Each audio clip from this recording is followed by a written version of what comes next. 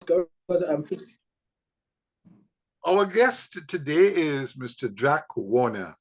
And Jack, Jack is no stranger to Caribbean. We've recently spoken to him, and we talked about he's an ex-FIFA officer, and we had a nice chat. But one of the reasons we are talking to him today is Trinidad and Tobago has just celebrated 62 years of independence. And he being a politician, he's a media man, he perhaps may have an understanding of what we've gone through. Jack, could you describe in a nutshell what the country today, I mean, was it something that the founders envisioned or so? One, I think that the country today is not what the founders envisaged. In fact, after 62 years, I think as a country, we are worse off today than we were 62 years ago. Look at our economy, Vaughn. Our economy is in shambles. Oil and gas are no more. Petrotrin has closed down and 6,000 people out of work, and all the communities nearby to Pointe-a-Pierre have shut down. Look at the level of crime in the country. The murder rate today is 444 murders and rising. And nobody can understand why the police detection rate is a mere 8%. Look at the fact that our institutions are all in shambles, whether it's family, education, whether it's judiciary, all are in shambles. Today, school, after 2 months, many schools can't be opened because the government said they have no money to repair the schools, and the schools are falling apart. Their priorities are wrong. They were talking about the coat of arms and 3 ships, while the country's people are starving to death. And the list can go on and on. So I don't think that there's much for us to be proud of after 62 years. Right. It's just quite a devastating experience. And yet I recently understood from one of the ministers, Minister Young, indicating the success the country has had in terms of gas and Venezuela. I mean, is that a real relationship? Are you aware of such? Well, he's talking about a proposal that he hopes come to fruition in 2026. And he doesn't yet understand that can only come to fruition if the US allows it. The US has just seized a plane from Maduro, and that will tell you how the relationship between the US and Venezuela is at the moment. I don't see, I mean, like Mr. Young, who is Dr. Rowley's handpicked heir, so to speak, I don't see much hope for oil and gas in 2026.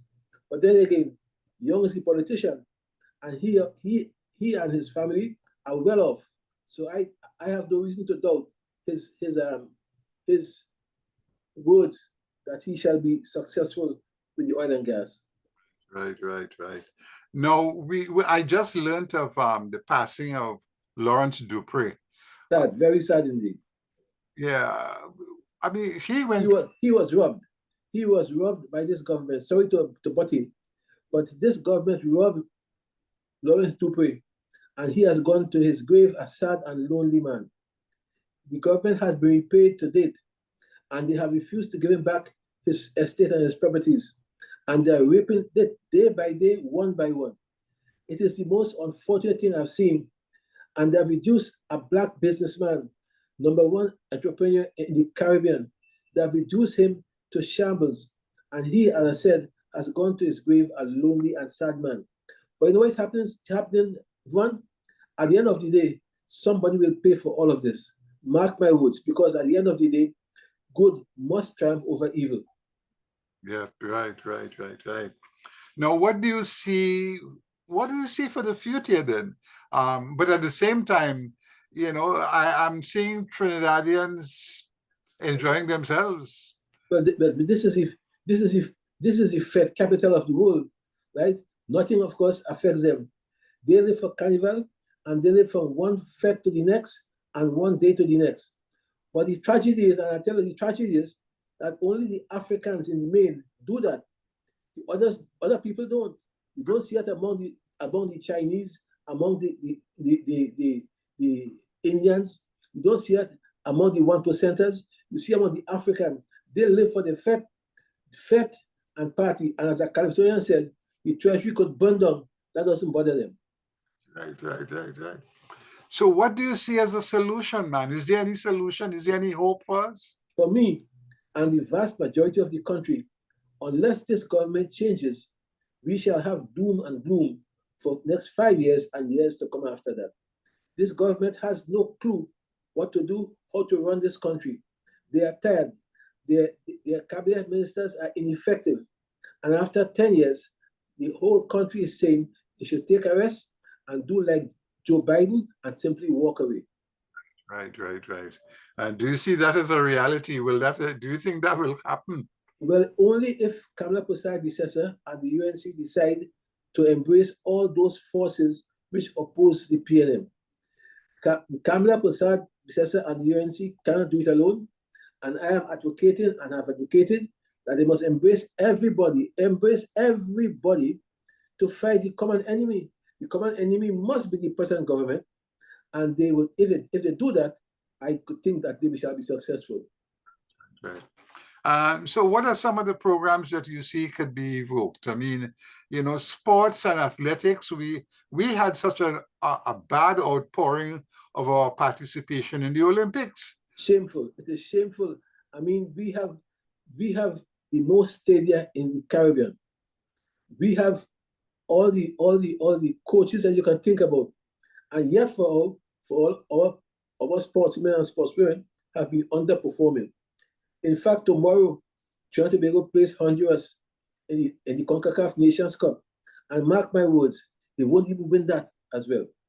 And the tragedy is simply because nobody wants to go the extra mile and make the kind of dedication and sacrifice that His Crawford had made, for example, in his time. He ran through the cane fields, he trained there and so on, because he was determined to do well. But everybody in the country now wants things easily, and easy come, easy go. Yes. Yeah. Where do you see the diaspora playing a role? The diaspora, in my view, plays little or no role in terms of making this country better.